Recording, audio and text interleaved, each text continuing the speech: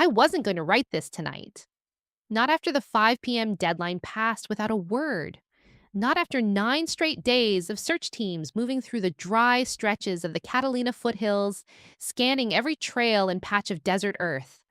Not after the ransom notes, digital, cold, demanding Bitcoin, kept arriving like echoes no one asked for.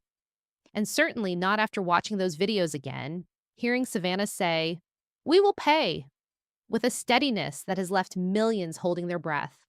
But then came the call. Monday morning. Quiet, direct, from someone who has stood in the same newsrooms and green rooms as Lester Holt for decades. "He spoke," the voice said, "privately, about Savannah, about Nancy." I stopped everything. What follows isn't gossip. It's a careful retelling of what was shared in confidence, human, measured, and deeply personal. The private conversation at 30 Rock in a small conference room at 30 Rockefeller Plaza, away from cameras and scripts. Lester Holt, 66, steady as ever, sat with 5 longtime colleagues and friends. No phones, no official statements, just conversation. Those present said he looked more tired than usual, not physically worn, but emotionally aware in a way that comes when something becomes personal. He has spent decades guiding the nation through wars, elections, and heartbreak. Yet this moment felt different. Savannah Guthrie isn't just a colleague.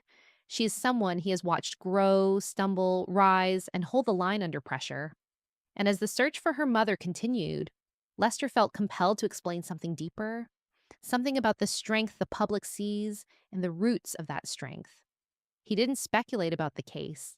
He spoke about family, history, and the invisible threads that shape how people respond to crisis. A blueprint for strength Lester began not with the abduction, but with context. Savannah, he said, didn't just inherit ambition from her mother Nancy. She inherited a blueprint. After losing her husband young, Nancy raised 3 children with fierce determination. She modeled resilience not through speeches, but through action, steady, controlled, never outwardly undone. Savannah, the oldest, absorbed that lesson deeply. Emotion in that household was something to master, not display. Lester described it carefully, without judgment. Control was survival, he reportedly said. Strength was non-negotiable. That foundation built Savannah into the journalist the public knows, disciplined, articulate, precise. But it also shaped how she faces personal storms. In moments when others might unravel publicly, she gathers herself first. She pauses. She assesses. That isn't indifference. It's instinct, an internal code learned long ago about how to endure. Early signs in the newsroom, Lester recalled an election night years ago when Savannah was climbing steadily at NBC. Long hours, high stakes. During preparations, she received a call from home about a health scare involving her mother. She stepped away briefly, returned composed, and resumed work. When asked if she was okay, she smiled and said, "Mom would tell me to focus on the job." It wasn't coldness, it was clarity shaped by upbringing. Lester described it as reflex rather than resilience. The lesson had been ingrained. Handle what's in front of you, process later. That same pattern, he suggested, is visible now. In the videos Savannah released after her mother's disappearance, there's structure. Gratitude first, context next, then a direct appeal. It feels organized because that's how she copes. She brings order to chaos, even when her heart must be racing beneath the surface. The structure of those videos. Lester encouraged those in the room to watch Savannah's public statements again. Notice the cadence. Notice the framing. She thanks supporters. She describes her mother warmly. She acknowledges the ransom notes calmly. Only then does she address the captors. It unfolds like a carefully crafted segment of news. Introduction, explanation, call to action. That composure has struck viewers as extraordinary. But Lester framed it differently. "That's training," he said softly.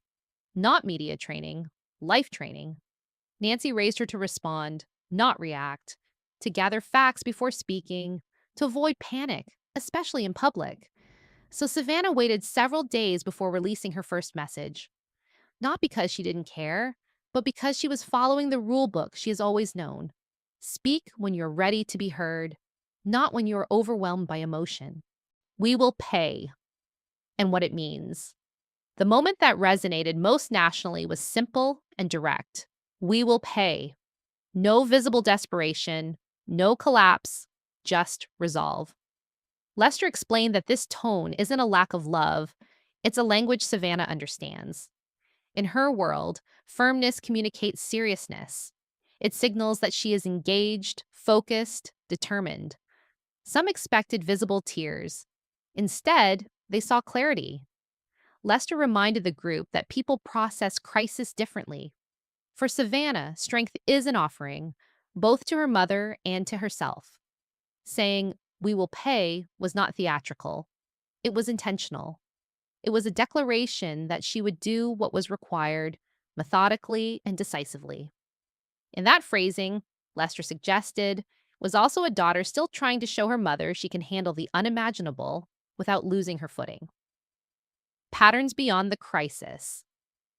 To illustrate the depth of this pattern, Lester shared stories from years past, moments during Savannah's divorce, during exhausting news cycles, during the height of the pandemic. In each instance, when she felt overwhelmed, she would often recall her mother's advice: keep moving forward, choose endurance. Those words were rarely harsh, but they carried expectation.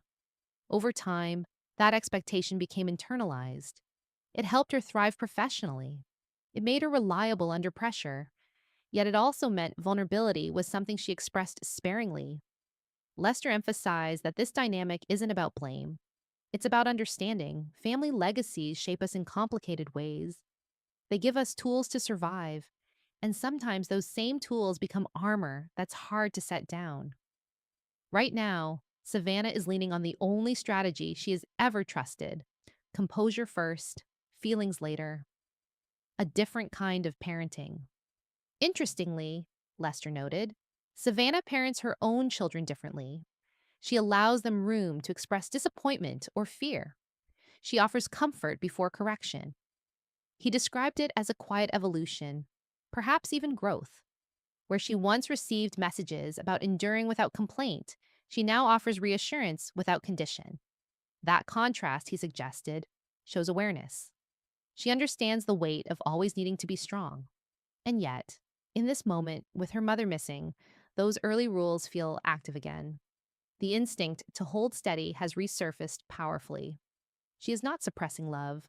She is channeling it into action, into focus, into measured words. The public may see an anchor delivering statements. Lester sees a daughter navigating heartbreak using the only framework she has ever known.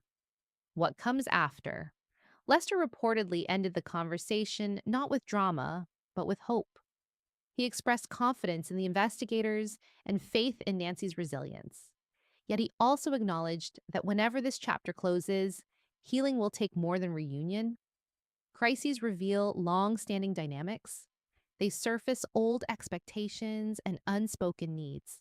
If Nancy returns safely, mother and daughter may face conversations long deferred about strength, about vulnerability, about permission to rest. If the outcome is different, those conversations will live in memory and reflection. Either way, Lester's message was gentle. Public composure does not equal absence of pain. Savannah's steadiness is not emptiness. It is devotion shaped by history.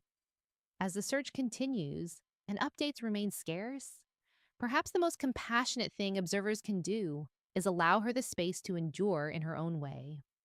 Holding space for humanity, tonight, the search teams continue their work. The digital tip lines remain open. The silence since the deadline stretches, heavy but unbroken. Yet within that silence lives something profoundly human, a daughter hoping for her mother's safe return. Lester Holt's private words were not meant for spectacle. They were an attempt to add depth to a story unfolding publicly. Behind every headline is a family system, a history, a set of lessons learned long before cameras turned on. Savannah's composure may feel extraordinary, even uncanny, but it is rooted in love, expectation, and years of practiced endurance. As we wait for news, perhaps the most powerful response is empathy, not judgment about how someone should grieve or plead, but respect for the way they are surviving, and hope, steady, quiet hope that Nancy comes home.